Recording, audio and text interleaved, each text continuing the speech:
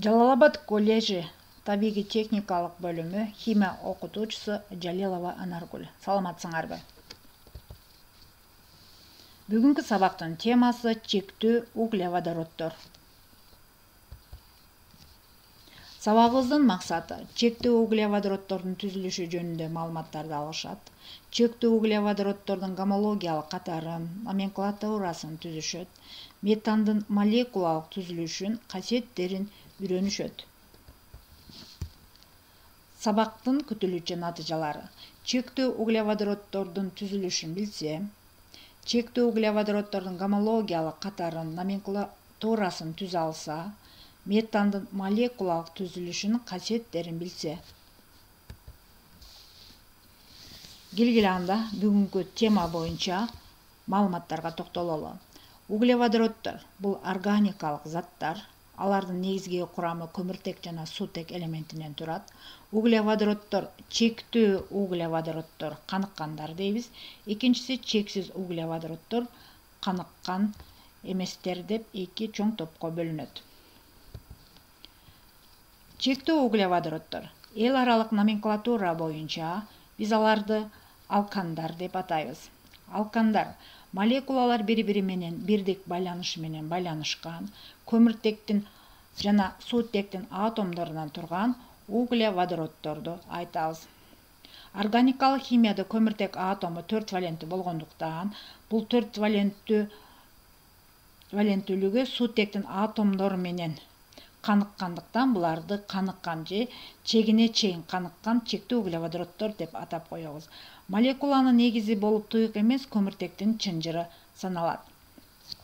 Чектүү углеводороддордун жалпы формуласы CnH2n плюс 2ге барабар.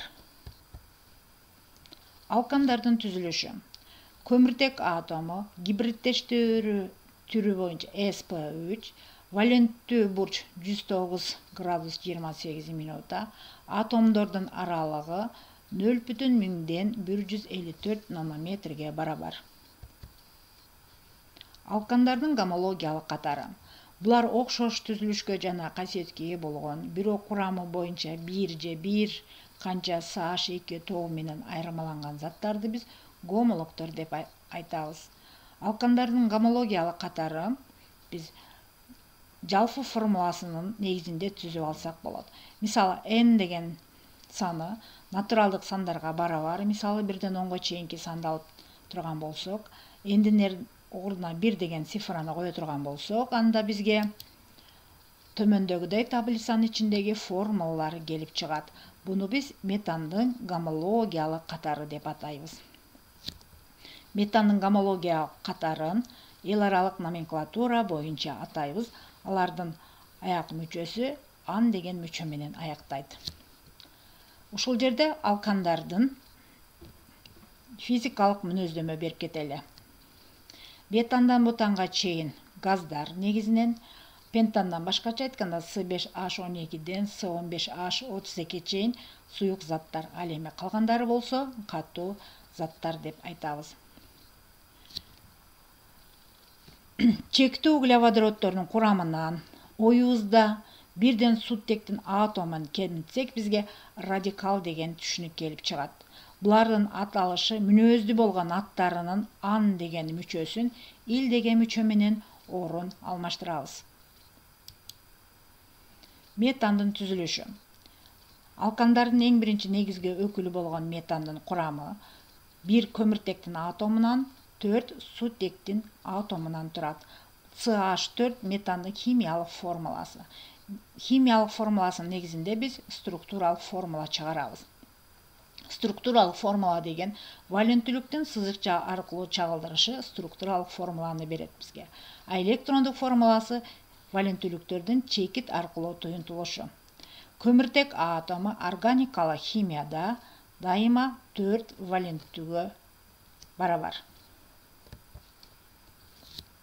Метандын табиятта таралуусу. Метан жаратылышта өсүмдүктөрдүн жана жаныбарлардын калдыктарынын абасыз катышуусунун ажыроосу натыйжасында пайда болот. Метан нефтини өндүрүүдө бөлүнүп чыккан газдын табият газынын да кездешет. Табиат газынын жана нефти газдарынын курамына метан, этан, пропан газдары кирет.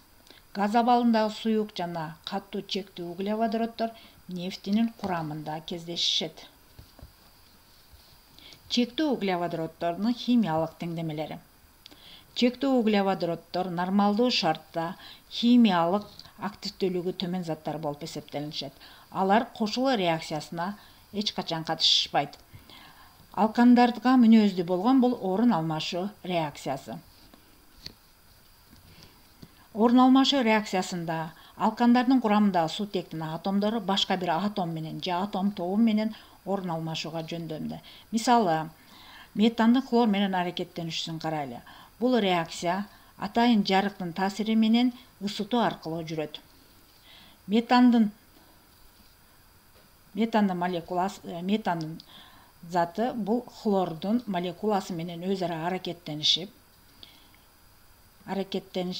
метандын курамындагы бир суутектин атому хлордун молекуласы менен бөлүнүп чыгып, хлор метанды пайда кылат.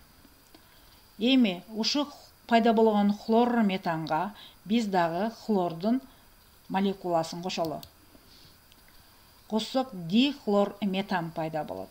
Пайда болгон дихлор метаныбызга хлордун дагы бир атомун кошо турган болсок, анда бизге трихлор метан пайда болот. Трихлор метанга хлордун бир атому кошула турган болсо, тетрахлор метан аралашмасы пайда болот.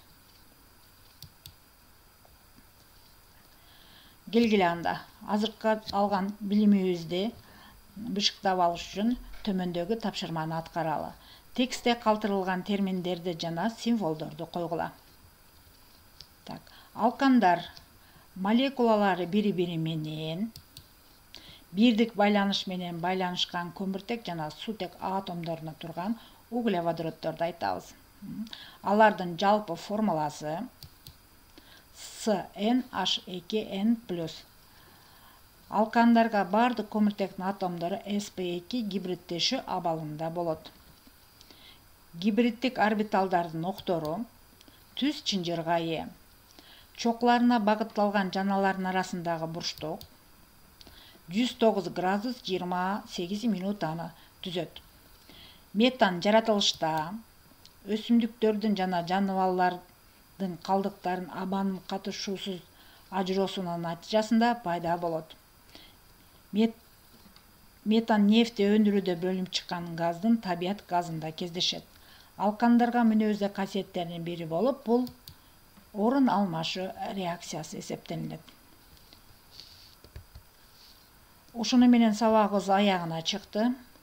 Үйгө тапшырма метандын күйүү реакциясын түзөбүз жана ошондой эле пластилинден метандын молекуласынын моделдерин даярдап келебиз. Көңүл бурганыңыздар үчүн чоң рахмат.